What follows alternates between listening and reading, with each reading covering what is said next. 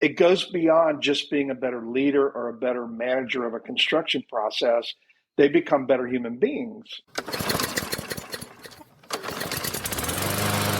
What is going on, L&M family? Back again. And I got to tell you, I'm a little extra jazzed, maybe even starstruck, because the guest we have today, I was having flashbacks in preparation for this conversation. When I decided to quit my real job and not wear pants every day, several people said, you need to talk to this guy. Like this, it sounds like this is what you're doing. And I'm like, well, who is he? And all today it came back, oh, this is Brent. This is the guy everybody was telling me about. So I'm super stoked. He is an OG, like the OG on people issues in the AEC space, architect, engineer, construction, like all of that. When it comes to people, he has been playing this game since before it was like a popular thing, which is super interesting. And then you might be thinking like people issues. What are you talking about people issues? Talking about mental stuff that has something to do with people, physical stuff, people, and emotional stuff. And not just stuff, but like performance, mental performance, physical performance, and emotional performance. He's been at it for a very long time. I'm just a little scrub, a little squinklet trying to tinker around in this space. And I'm like over the moon that I get to interview him and introduce you guys out there to Mr. Brent Darnell. And before we get into that, if this is your first time here, this is the Learnings and Missteps podcast where you get to meet amazing human beings just like you who are sharing their gifts and talents to leave this world better than they found it. I'm Jesse, your selfish servant, and we are going to get to know Mr. Brent Darnell. Mr. Brent, how are you, my friend? Doing great. Things are awesome. Probably better than I deserve. Life is good. I'm loving what I'm doing. I'm really seeing that the industry is catching up now and really focusing on all the people stuff. And I think it's because it kind of bit us in the butt a little bit with mental health stuff and substance use disorders and workforce development and even that diversity and equity and those kind of things. Yeah. I think those are all the people issues. And I think we sort of shoved them under the carpet for the longest time. And now they're crises. And now we're really starting to pay attention. I mean, that's my take on it. Maybe I got it all wrong, but that's my take on it. Brent, I agree 100%. Here's what I see happening. We can't just throw money at the problem anymore. And by problem, I mean the people problem, right? The shortage of people. Let's forget about bringing people in. Taking care of, appreciating, and valuing the people that we have is a problem.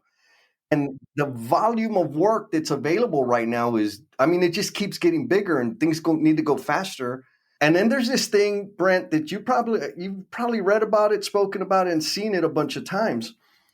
Everybody knew that at this time, like this decade, the baby boomers were going to be leaving the industry. Yeah. And we're in it now. Yeah.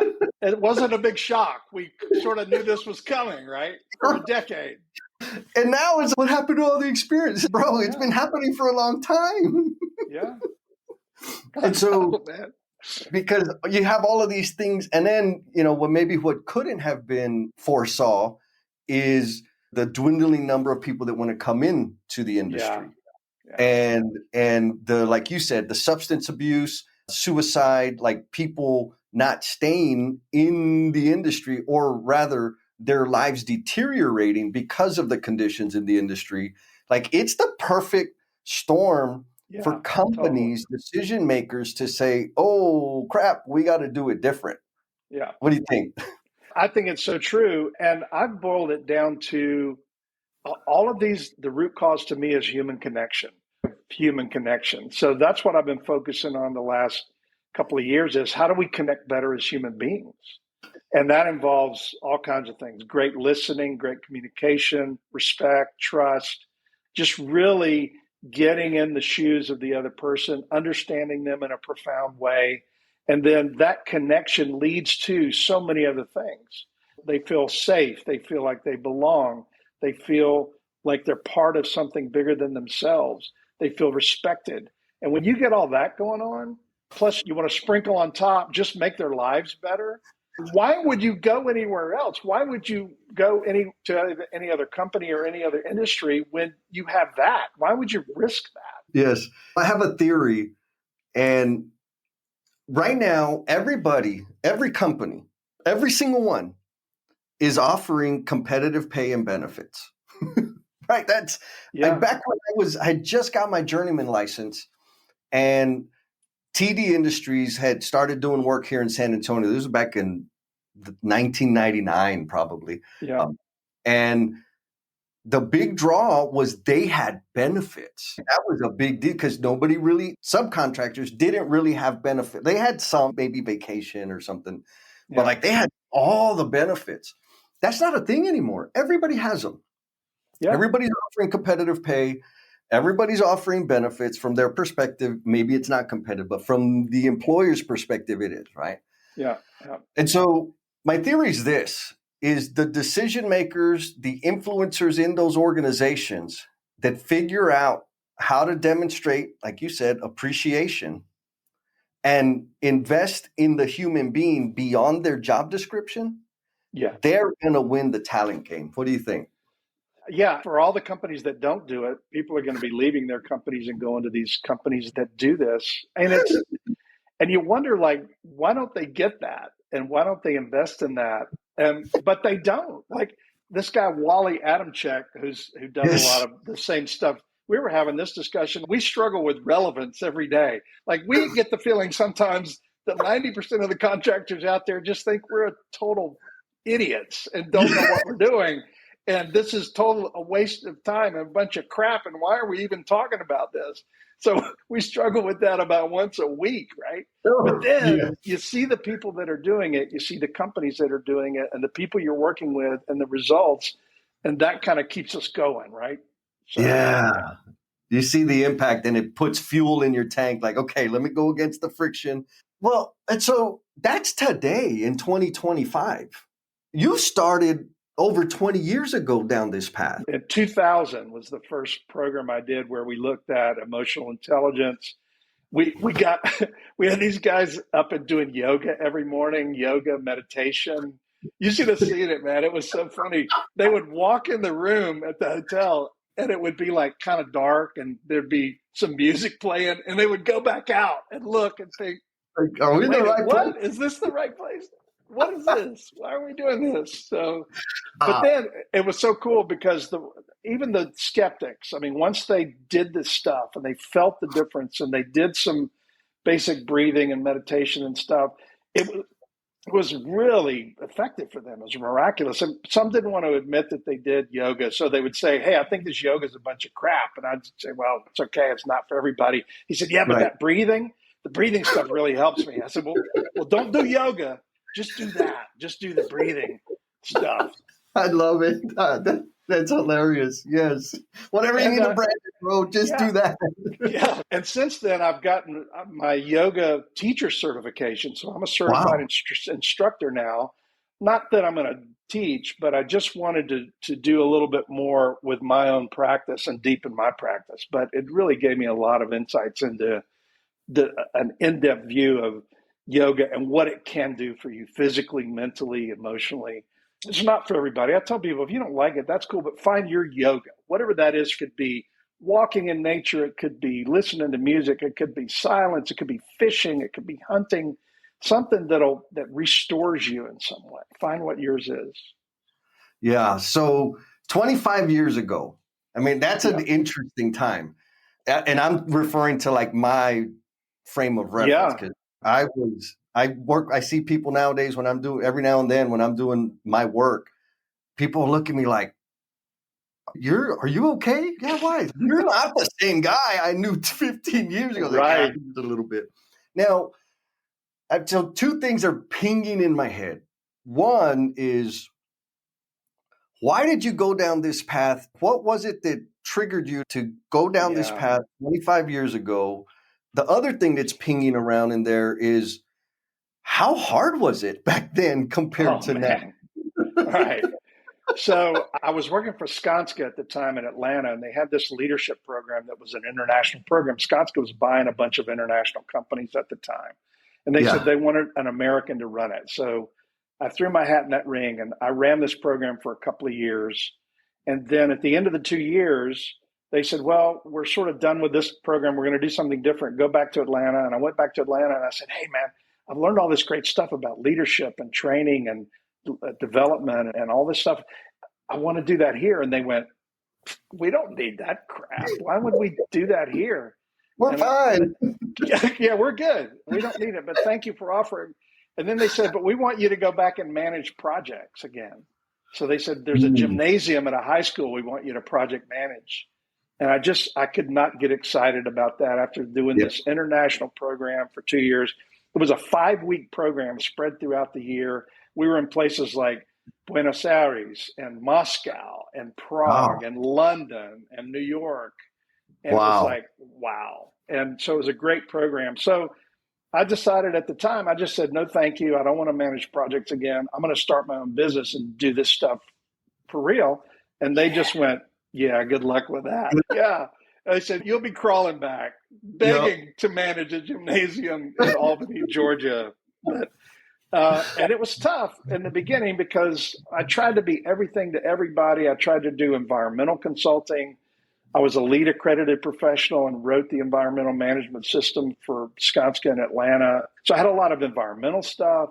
I tried to do a bunch of different stuff, and I tried all industries. I tried IT and accounting, Really? and yeah, and I was getting some work, but nothing really took off until I said, "Look, this is what I'm doing: emotional intelligence and all those critical people skills with a focus on performance for the construction industry. That's it. That's my." When I did that, things started taking off. I started getting some traction. I had companies that say, we want to do that here." So I just kept building that resume, working with different companies, really figuring out how this really works. Because the first time I did it for companies, I would come in for a day, we'd do the Yeah. emotional intelligence training, they'd take the evaluations, and I'd go, "Now you're totally magically healed. You're now great with people. Thank you very much." Yeah. Mic drop, and I'm Yep. out. It's time for the L&M family member shout out. And this one goes to my buddy, Mr. Brian Melcher. He was gracious enough in letting me victimize him and his team with some training, communication capabilities, AKA emotional bungee jumpers. And he sent me this message. He says, "Bro, your training is making a difference. Thanks for being willing to come out and spend the time with us. Have a great week." So I got to go to Phoenix and hang out with them for a couple of days and with the Field Verified crew. Amazing human beings out there, also in the construction space. And folks, if you get a chance to leave a comment, do a share, leave a review, you know I love them because I love attention. And it gives me the opportunity to shout you out in the future. And that just didn't work at all. So Right. we started saying, well, what does work? So we started extending the time, and we put out 6 months, and then to 8 months, and then to 9 months, and then a full year. And then we added accountability partners within the groups, and then we added individual coaching and follow up. And so the more we kept sort of doing these iterations of programs, they got better and better.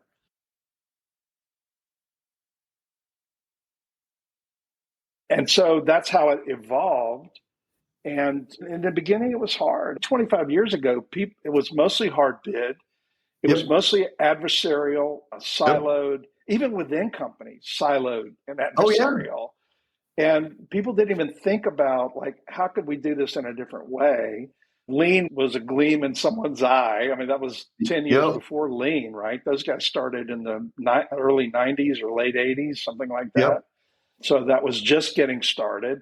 Design build was in its infancy. CM at risk, all those collaborative project delivery methods were just not very well established. So people Right. didn't need these skills. But Yeah. then when they started getting the traction, then everybody said, wow, this is a different set of skills we need to make these successful. So then that got more traction. So then it just kept building. And I believe the industry started changing. And then they looked at me and said, hey, this is what we need right now. So Yeah. that's when things started evolving and gelling and taking off. It's been such a great thing to see the industry doing those shifts and changes. I'm sure you've seen those Oh changes yeah. as well, right? I mean, I've lived it, Brent. Like Yeah, exactly. when I was a pretty good, we'll say, elbows and boots is how we got work done. I know for a fact that when I was a foreman and a superintendent for a mechanical contractor, there wasn't one client, one superintendent project manager team for a GC that loved me. Yeah. And you remember the cartoon with Foghorn Leghorn and the dog, they would fight. The big rooster and the big dog. Right, sure. They'd clock out and then they were buddies. Yeah. It's kind of how okay, I'm going to go to this job and I'm going to be fighting with Tommy today. And okay, what are we going to fight about? Okay, I want to fight about this. Let's see what he wants. I went battle ready in my mindset. Yeah. It never occurred to me that like collaboration and communication and like Sure. and that would be of value because I got there first. And if I get there first, I win, period. Yeah. Yeah. And so I've been able, now I'm fortunate in that I got lucky on the jobs that I had and the people that I got to work with in those jobs because they influenced me to look at it. There's a different way. It doesn't have to be this hard. And so right. By the time I started like applying the lean stuff and like getting beyond myself and thinking more about the team and the organization and the industry, I was not in the field anymore. And It was like, man, I could have had so many friends. I didn't have friends. Yeah. Like on the job site, I didn't have friends because if I couldn't get anything out of you, I didn't need you, period. And like now I know there's a lot of our brethren out there that still operate in that mode, but I was not proud or happy of the guy that I was. But it was what I had to do to perform and excel in the role. That was my frame anyways. So it was taxing on me emotionally, mentally, spiritually. And but here's the thing, like I had no idea. That's just the way it is or the way it was. Right. And so over time, I've gotten a little bit better. But go ahead. That's one of the selling points to superintendents. I say, how would you like to be more effective with a lot less wear and tear on you? Man. Boom. Yes. And they go, hell yeah, I want that. It's this people stuff that will allow you to do that. Your job will be easier. It's a lot less wear and tear on you. It's just exhausting having to kick everybody's ass every day. Yes. That's the thing people don't know. Fighting, and it don't matter if it's like fighting like hands, fists, kicks, knees, elbows, or fighting mentally or verbally, you still get hit. Yeah. Win or lose, it still hurts. That's Either way, you leave stuff on the field. So over that time, I mean, particularly, I'm really curious about the 2000, because I remember that was it was rare. I mean, ultra rare to have a GC that was even doing some version of pull planning. And it was seen as like this foo-foo, la-la stuff that doesn't make us, they're just making us do it. It was the flavor of the month 25 years ago.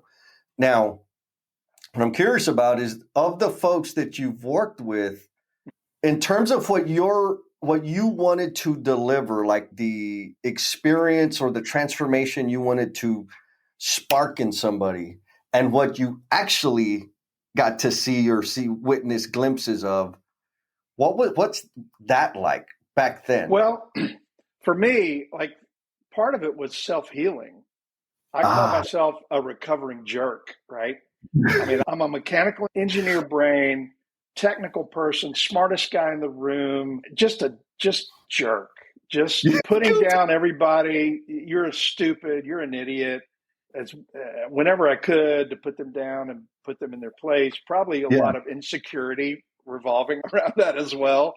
But so part of this was my own journey of just healing myself with this. So when I saw the results that I was getting and then saw the results that others were getting, it goes beyond just being a better leader or a better manager of a construction process.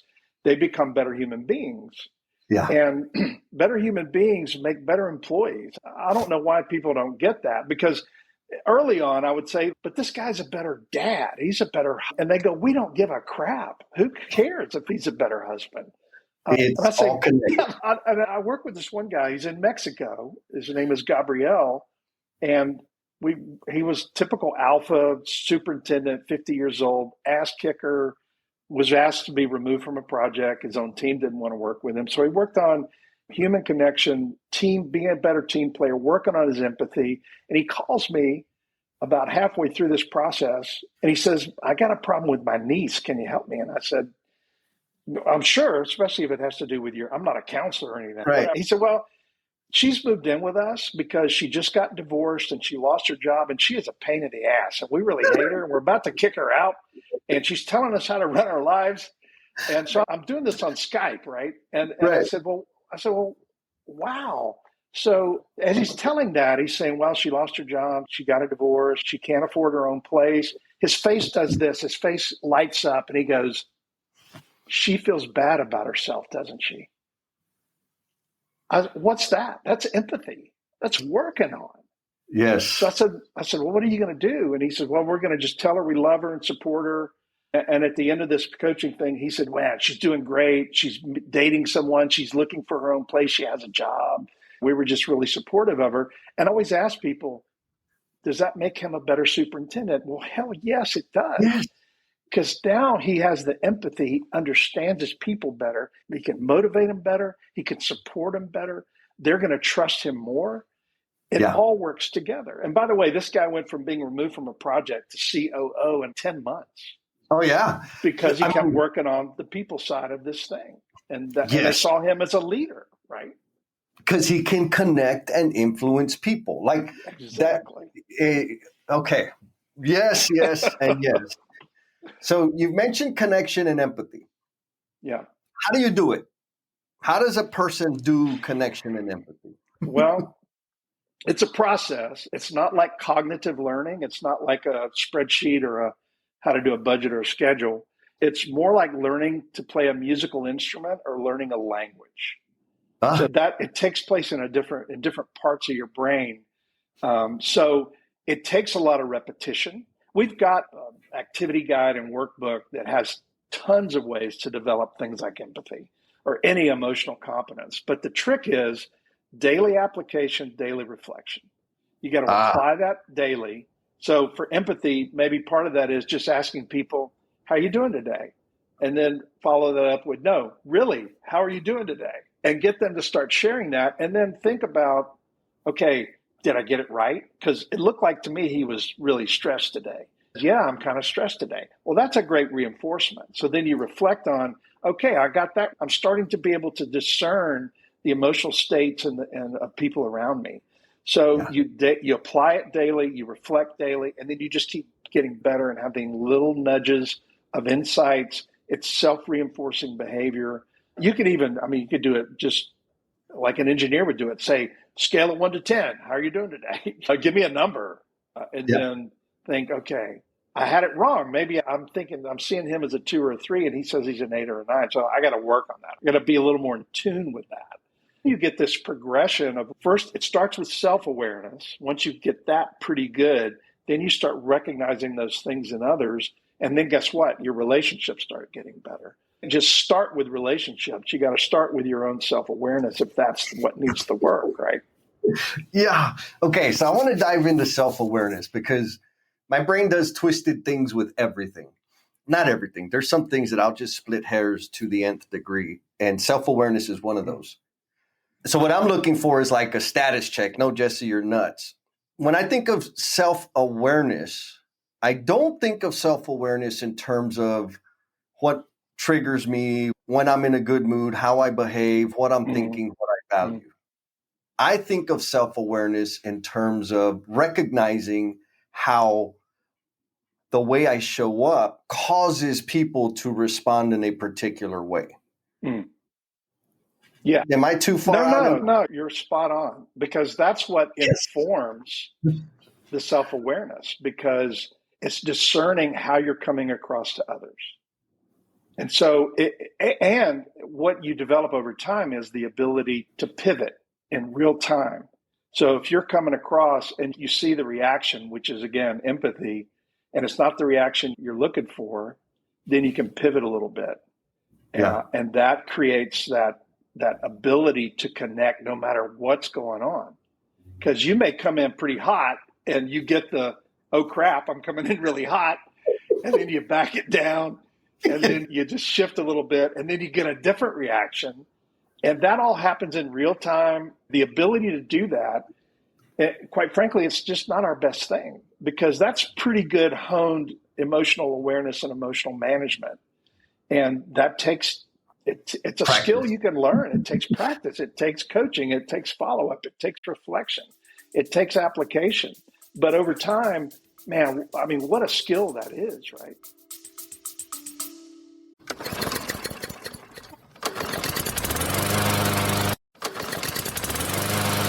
I'm sure that leaving this world better than you found it doesn't happen by accident. And I want to help you spend more time making this world better for yourself and the people you care about. So I want to invite you to the next Do the Damn Thing Time Mastery Workshop, because we're going to be having some fun. We're going to be taking all those goals, those ideas, those projects, those dreams, the things that you keep putting off because of the commitment you make to work and the commitment you make to family and the commitment you make to everybody else except for yourself. When you get those out of your head and finally come up with a plan, make the space, find the time for you to make those things real, for you to actually get the ball moving on the things that are going to give more flavor and meaning to your own personal life. Check the show notes for the link. I hope to see you there. And back to the show.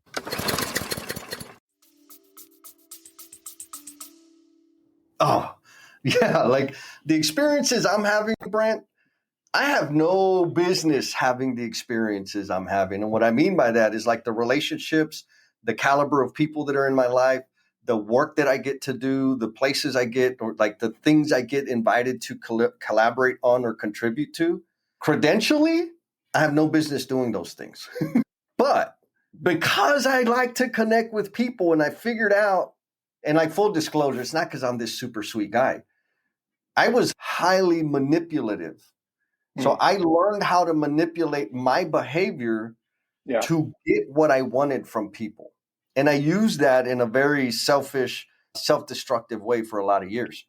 It's like the same cues that I used for manipulating people that I can see now, pay attention to now, to understand like, oh, this is how I'm affecting them, or this is what they value. So maybe I should have just tweak whatever I need to tweak. And I think it's helped people. Well, I say help, maybe the appropriate word is tricked people into thinking I have something to offer. Well, I'm going to totally challenge what you just said. I think you're right where you need to be. And yes, the people that you're coming into contact with now are the people that you needed to meet. Agreed. Right. Agreed. And so this is just the next step in your evolution as a consultant, as somebody who's helping a lot of people. It's evolving into what it needs to be. And you use everything that you have in the current moment of all the stuff that brought you up to that moment.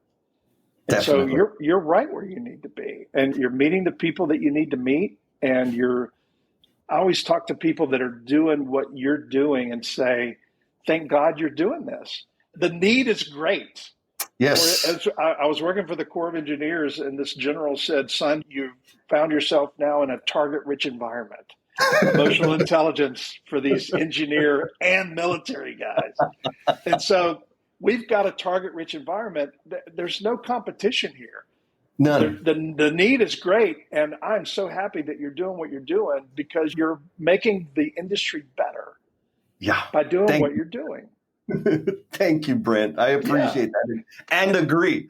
It's interesting. You said the need is so great, because there are some folks that I've come across that do the same business, are in the same business as us, and they're kind of standoffish and guarding. I'm like, bro, like for real, I don't want all the business. Yeah. And you cannot handle all the business. I cannot handle all the business. So why are we like, if you don't want to play, it's cool, but like we could really do something awesome if we just had a discussion about a Yeah. point, something, but they treat it anyways. It's a mentality, right? Scarcity or Yeah. it's City or fear. abundance. Yeah. I'm really an abundant thinker, and I've always been, and I give a lot of stuff away. Yeah. Not because, well, mainly sometimes because I'm just a poor businessman, but sometimes, most of the time, it's just because I want to help people. And they'll Yes. say, "Can you help me with this?" And I'll say, "Yeah. What do you need?" And I'll Yep. give you what you need. If I can give it to you for nothing, I'll give it to you for nothing. That doesn't bother me at all. The money will come. The money will come Yes. whenever it needs to come. Yeah. The money's easy, Brent. And I've discovered like worst comes to worst, I can sell pictures of my feet online. Like money's easy. Yeah, That's exactly. not a problem. But that may not be the best way to serve the industry right now. Yeah, That's what I'm trying to, exactly. that's the nut I'm trying to Exactly. crack. Oh my goodness. Okay. So you mentioned lean. We've kind of thrown that out there. You got to see it in its inception. And I've seen some recent stuff on LinkedIn lately about the human side of lean. Right. What is that? Well, we're doing a session Friday at the local lean thing here in Atlanta, and it's all about I call it the forgotten pillar. It's the respect for people, continual improvement, respect for people. And if you But look everybody at says those words, don't they? Doesn't that mean they're doing it? it kills me because people think of lean as a process. Yep. It is so not a process. It's a total philosophy, culture, and it takes decades to build that culture, that lean culture. And people want the quick fix and, oh, let's just do pull planning. And we really won't do pull planning. We'll just take our P6 and make sticky notes out of it and put it on the wall. That's lean, right? No. Yeah. No, not really. And they don't listen to their trades. Hmm? They don't even do the big room the way it should be done. Right. Everybody should be in that room. And everybody should be having input into that process. And the guys with tools in their hands, here's the other thing I always say is those are the only guys who are creating value on that project. And they want to argue with me. No, I'm a project manager. I create value. No, you don't. I'm sorry. The value creators. We're talking about the respect for the people with tools in their hands that are creating the value and asking for their input. And then again, that all comes down to emotional intelligence and things like Yes. empathy and self-awareness and how you show up in an emotional way in those pull planning sessions and in that environment where lean is what you're trying to achieve. And Yep. if you go to Toyota, in fact, there was this big lean, like a manufacturing lean thing. 90% of their sessions were on the people stuff. Yep. What does that tell you? Yep. It isn't a process. It isn't about sticky notes. It isn't about improving a process just so we'll get a couple extra dollars at the end of it. It's a philosophy that everybody has input into that process. Everybody is valued. Everybody is respected. And then when you get that in place, then the magic starts to happen. Yeah. Totally. Yeah. 100%. That's the one contributing factor that I can put my finger on is like the rate of adoption or growth is relative to that project leader's depth of humility. Yeah. Right? If they can disengage from, I got to get the job done, to maybe employ some facilitator skills, Yeah.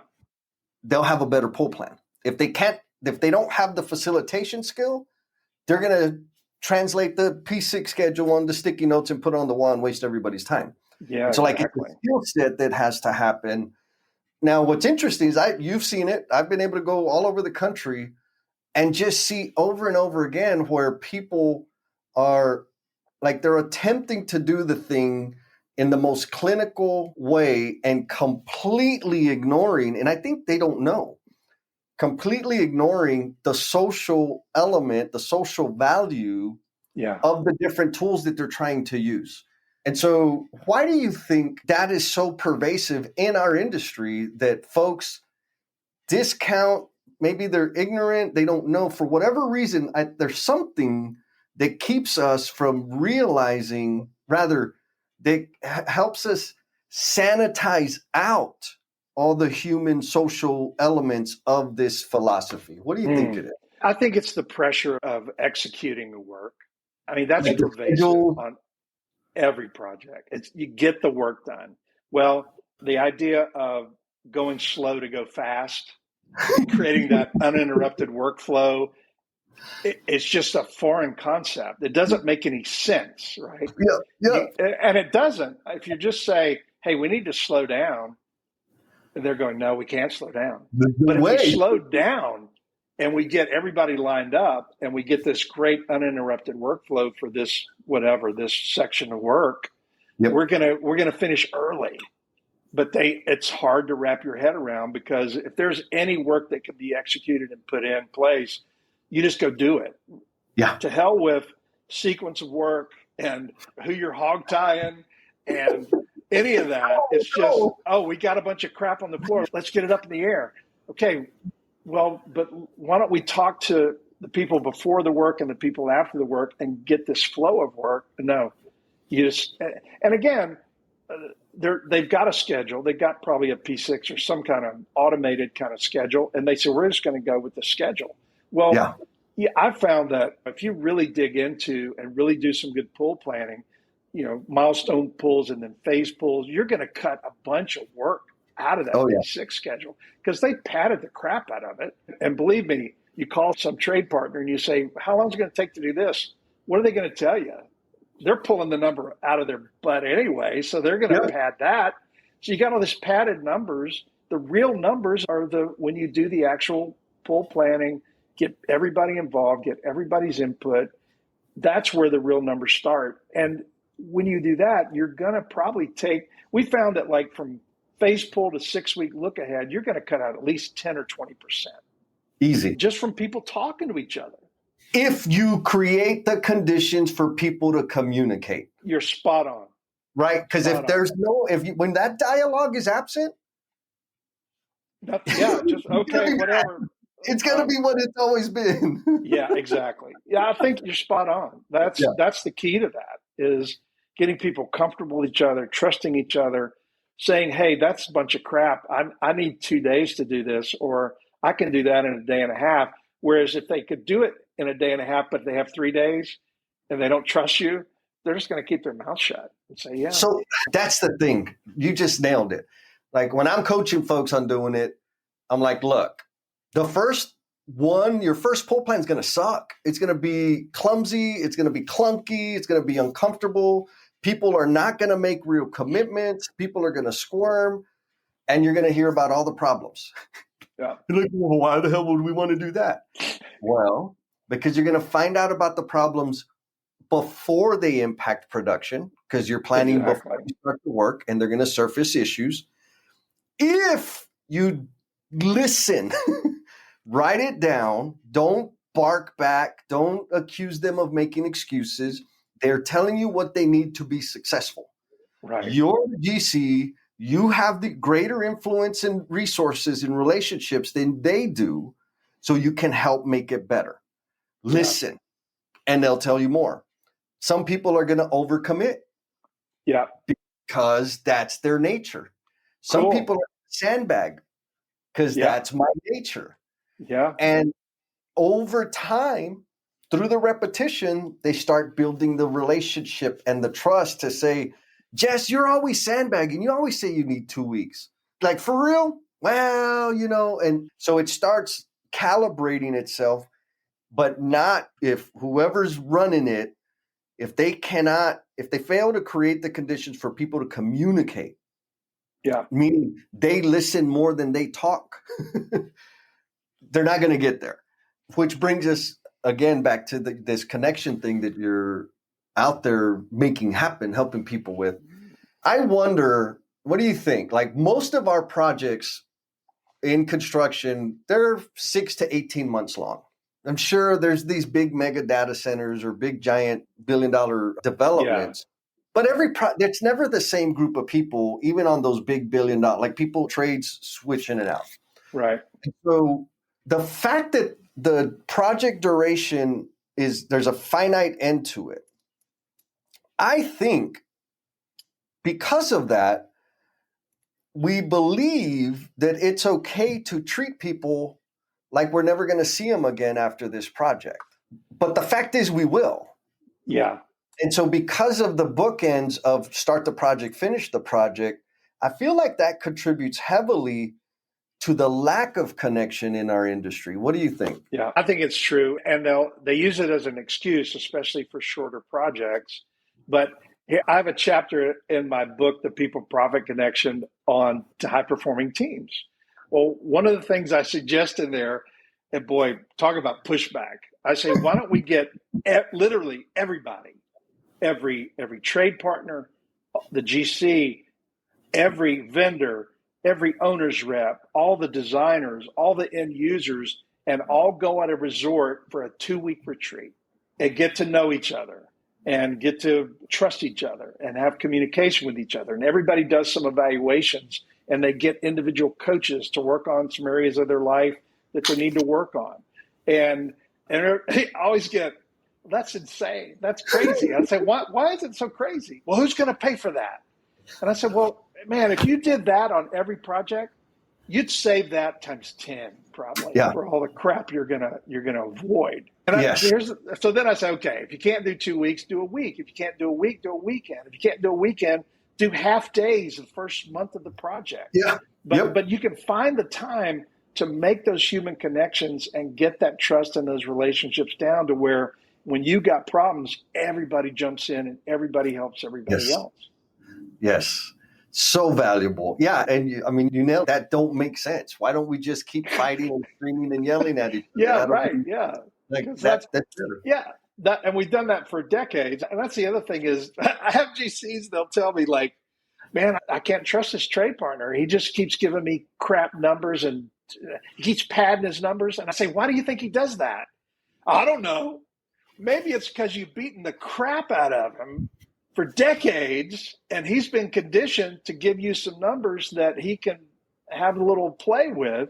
Yes. That's why he's not giving you the real numbers. It's your fault. It's not his fault, right? 100%. I love that you bring that up because it brings up a real funky situation.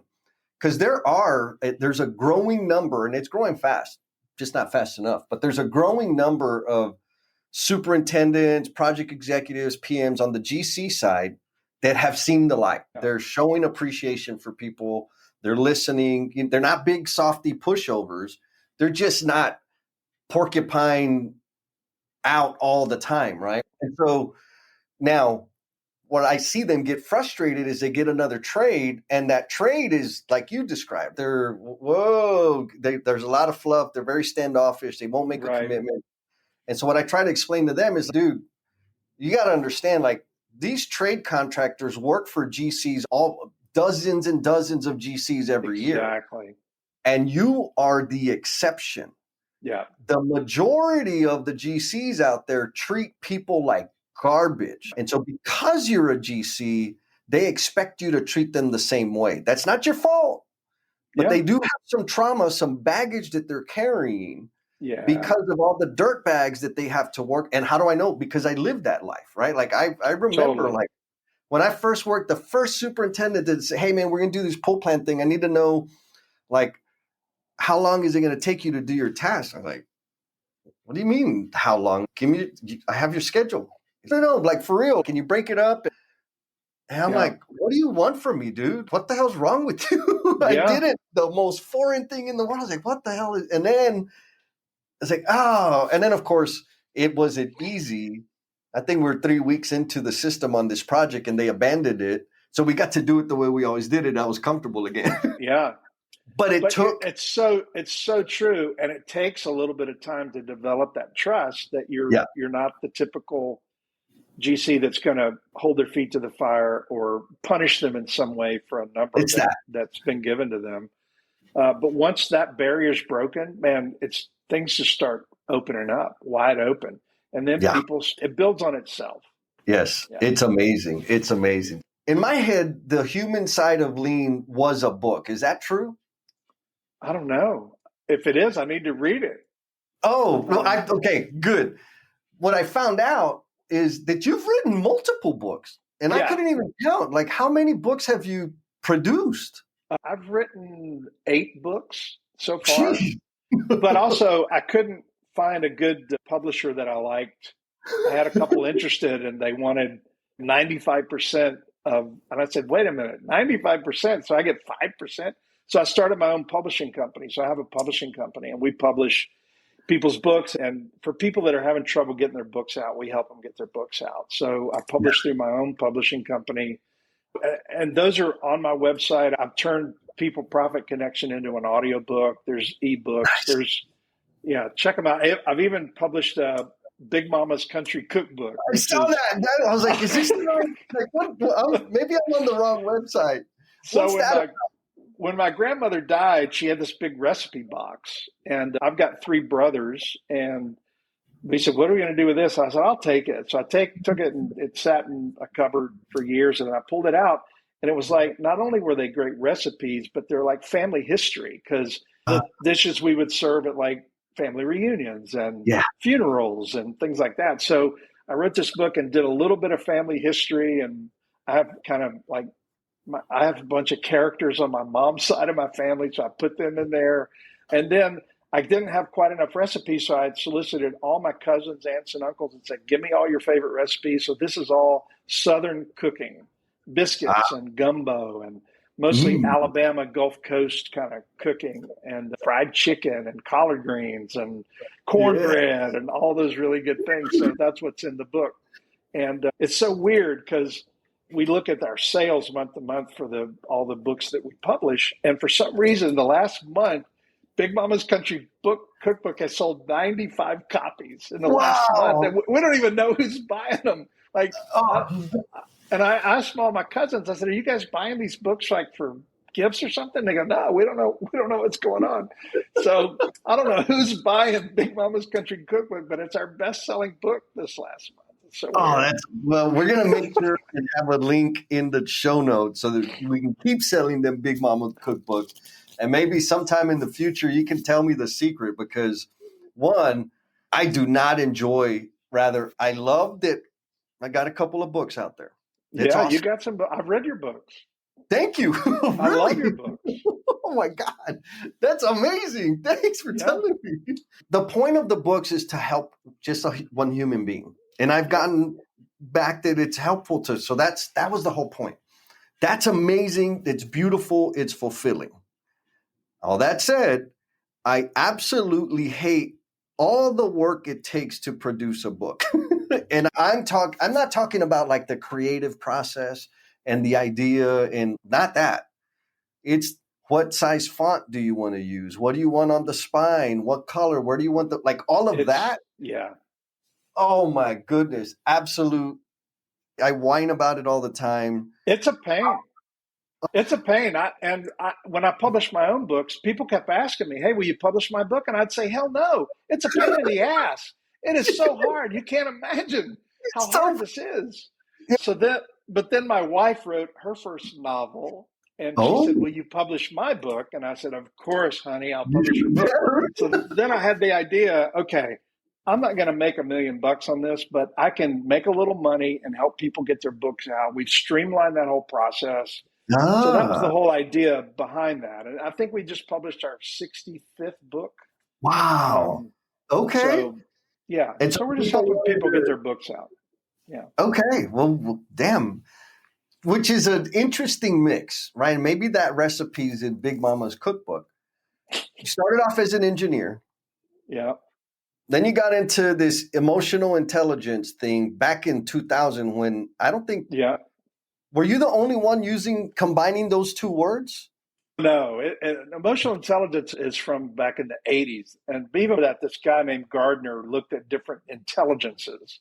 But it was made popular by Daniel Goleman, who wrote a book in 1995 called Emotional Intelligence, Why It Matters More Than IQ. And so that kind of kicked off the big part of it. But my mentor, who I learned all the emotional intelligence stuff from, she was doing that work in the 80s at American Express. So she was a true pioneer in the emotional intelligence world. So I just saw the value, saw the need, said, man, this is it. This is what I need to be doing to help this industry. So that's what started that whole deal. Yeah. Okay. So engineer, emotional intelligence, which that's an amazing connection. And you know why. Everybody out there knows why. To author, to now, shoot, what do we call it? Publisher. Publisher. Thank you, Yeah. publisher. What do you think? And I'm sure the list goes on, right? Because I mean, just Wait, there's one other thing I got to bring up because you're in San Antonio, right? Yeah. Oh, yeah. All right. So I quit for a while and became a full-time actor. Oh. Yeah. So I wrote a bunch of plays and acted a bunch. I co-founded in San Antonio the Magic Theater. It's a children's theater there. No, I know the Magic Theater. Did you really? Yeah, I co-founded it with Richard Rosen, and I was doing those shows there when I was working on the Brooke Army Medical Center. It was a project. I was the interstitial space coordinator on that project and was doing theater at night, and Richard and I co-founded the Magic Theater. So, yeah, I did a lot of stand-up comedy, and I did some low-budget movies, and I had a small role on the old TV show In the Heat of the Night. No way. Oh, that is I played a redneck auto mechanic drug dealer on In the Heat of the Night. That's so good. All right, Brent, don't tell anybody. But when I started my company, like not having a real job anymore, I said, man, in 5 years, I think I'll be in a situation where I'll have enough time to go and get involved in community theater because I've always been a fan of musicals. Don't tell, but it's a secret. I love music, not all musicals, but I can just get into musicals. And it's always, since elementary school, being on stage and performing has been the thing that it's like, I can't stop thinking about it, but don't do, that's dumb. That's a waste of time. And man. It is you got to do it. A curiosity I've had. Yeah. You got to do it. I'm telling you. It'll fulfill you in so many ways, but it'll make you a better presenter, facilitator, speaker, all those things. And so again, remember I talked about using all the talents to this point in whatever your career or your life is. Yeah. That's just going to give you more skills, man. Do it sooner rather than later. And I know you got to make money. I get it. But man, I'm telling you, I did that for 3 years and tried to make a living at it. It's a tough way to make a living, but you don't need to make a living at it. You can just do it for fun. Exactly. I could sell pictures of my feet and act. There you go. You got it. Okay. So I think you answered this, but I just want to make sure, because the L&M family out there, I remember if I think back 5 years ago, I would hear like a podcast. That's when I first started listening to podcasts and all this stuff. Yeah, but they're in a different, those human beings are different. That experience is not accessible to me. I never said it that way, but that was kind of my thinking. Looking back, it's absolutely accessible. Totally. And so with your path, again, engineer, actor, publisher, emotional intelligence pioneer, like what are the ingredients or the threads that human beings have access to that you were able to weave together to have the experience that you're having and the impact that you're having? I think it boils down to two things. One is curiosity. Again, so when people that are acting differently than you and you don't understand it, be curious about it instead of judgmental about it. And the other is I've always been a lifelong learner. I can't get enough of learning new things, reading new books. I probably read 30 or 40 books a year, easy. I'm constantly reading and trying to learn new things. And I think what that does is you get like all these real weird, disparate, weird things that are floating around in here. They coalesce into one thing. So the acting stuff led to, I do a lot of work with improv, and there's this group called the Applied Improv Network. So we take improv and apply it to learning and leadership and connection and communication and all those things. So a lot of the stuff in my courses and online or live, they're improv exercises, they're acting exercises. You see? So, and I don't tell them that it's that, but so I've taken this really weird thing over here and this cool thing here and kind of slapped them together, and it creates this new thing that's even better. Yeah. But in order to bring those really weird sort of things that don't seem to belong together, you've got to know those things. So you got to learn a bunch of new things, and then it just comes together and it happens. It's so cool to see that process, right? So many things amazing, like curiosity and lifelong learning. There's a curiosity, you pursue it, you learn more about it, and it creates the stuff to connect at some point in the future to exactly. other people. And it's just the magic. It's so, folks, be curious. Rather, don't be. Stay curious. Yeah. And then learn about it. Spend some time learning about whatever that curiosity is. It may not pay off today. Rather, count on it not paying off today. Yeah. But as you go into the future, the right circumstances, the magic juju comes together, and you'll be able to serve people to a greater degree. I love that. Absolutely. I stole the yes and exercise because I took an improv course also, which was awesome. Like, I did 9 weeks, but not as serious as you. It was just a thing I wanted to do. I've taken that no, yes, but yes. And it's part of several of the workshops that I do to help people just become aware of the simple tweak in words that if we're not doing it on purpose, we could be causing disconnection with other people. You bet. I do a lot. We do. Yes. And as part of my innovation and creativity. Yes. Yeah. We do. Yeah. It's so cool. And think if everybody walked into the big room with curiosity. Instead of like, why am I here? This is a waste of time. I've been doing it this way for 30 years. Lean's nothing new, blah, blah, blah. What if they just came in curious? Yep. What an experience that would be, right? It would be the things that they could accomplish and learn together would be monumental, I think. Yeah. 100%. Mr. Brent, this has been amazing. And I know I don't know if this is a threat. It might be. But I think I need to talk to you some more. There's a lot of things that I know I can glean from you for sure. But before that, I would love it, man. Where do people go? Now I'm warming you up because I'm going to ask you the grand finale question. Where do people go to find you, and what should they like? What's the off the menu super secret special service that you can help them with? Okay. Wow. So go to brentdarnell.com, connect with me on LinkedIn. I would love to connect with you on LinkedIn, but go to brentdarnell.com. That's my website. And there's some cool stuff there. I mean, you can check out the online courses. There's some free stuff you can access just to see if you think it's something you'd want to do. But also, if you go to the online store, there's an emotional intelligence test. These are all free. There's a nutrition survey that tells us how your body's working. Oh. So, and see, those correlate with each other. Yeah. Yeah. So you can look at your emotional profile, your physical profile, and then there's something called the body battery inventory as well. It measures stressors versus recovery. And then it gives you a number. So if your number's negative, you either have to build in more recovery or you have to reduce your stress. Well, in this industry, we always say, okay, reduce stress where you can, but it's a stressful industry. So we opt into, let's build in more recovery throughout our day. Yeah.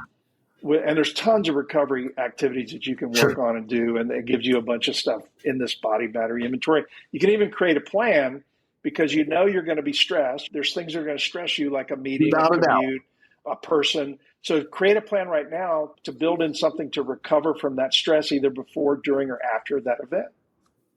All right, folks, you heard. There's 3 things you need to go check out, download, do the assessment, because it'll help you. Duh. And then when you want more, hit up Mr. Brent. So and again, if they need more, if they say, I want more with this, I'll say, what do you need? And if I can give it to you, I'll give it to you. And even like the online courses, we're still in the beta test. We're moving out of the beta test. But if somebody wants to just check them out, I can give them some access. Just let me know what you want, and I'll give you access to these online courses. Check them out and give me your feedback. I'll let you access those for free or really cheap, but tell me what you want, and I'll do my best to give it to you. 10-4. Amazing. Very generous of you, my friend. Thank you. So you ready for the grand closer? I'm ready. All right. So clearly, like, folks, if you missed it, Brent's a pretty amazing human being. You've done a lot to contribute to transform an industry, your path of personal growth, and contribution are amazing. And so I think your answer to this question is going to be pretty heavy. So here's the question.